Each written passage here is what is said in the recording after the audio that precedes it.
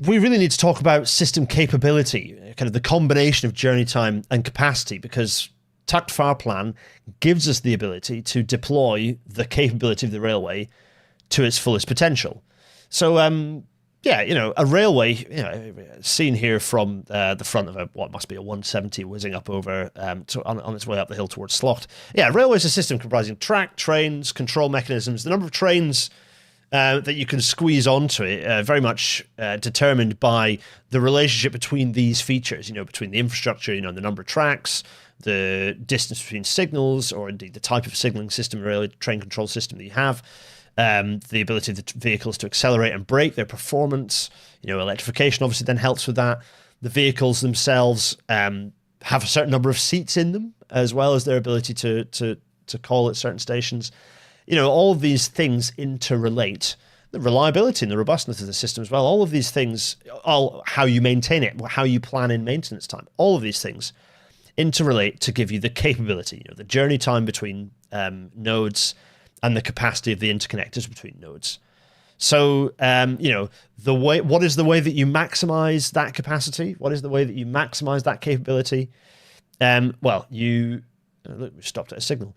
You run the same type of trains at the same speeds, as close together as you reasonably can do. But in practice, as we know, that kind of generally you'll only see that on very on dedicated freight lines, generally kind of shorter industrial lines rather than the longer ones, and urban metros, urban high capacity metro or suburban rail services.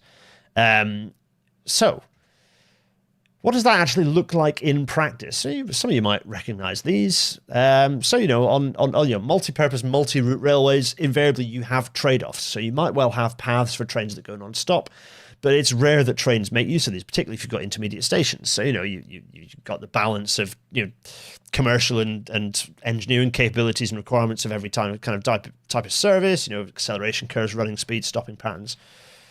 Junction movements, interrelationships of all of the above. And on the other side, you've got the need to kind of maximize revenue, to kind of get the best return on that fixed cost of infrastructure.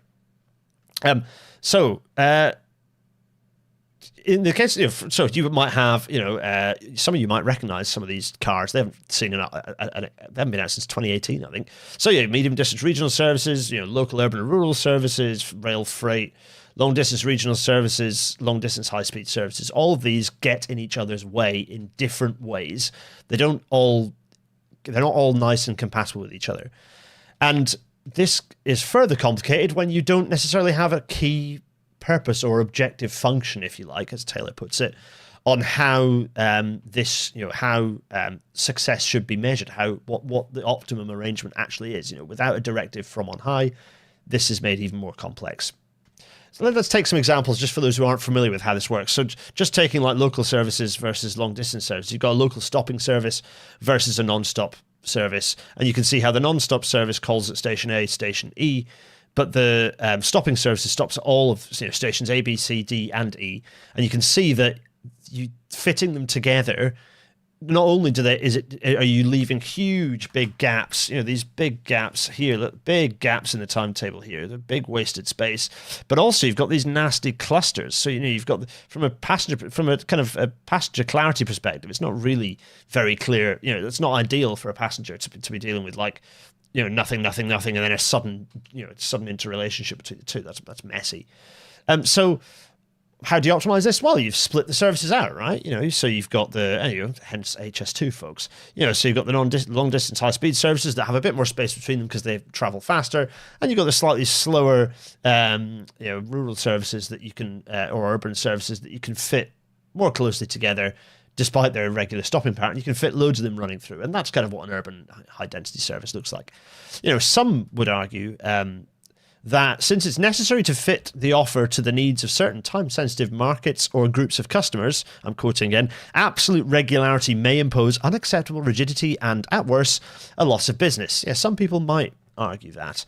There's a nice page in the report, actually, that I want to pick out. There's a few things that get picked out, the kind of factors in defining the behavior of a timetable and the success of a timetable. The first is that, public transport will, by definition, be unsuitable for some travelers with very time-specific needs, So that's this bit. Preferred and offered timings are most unlikely to coincide for everyone.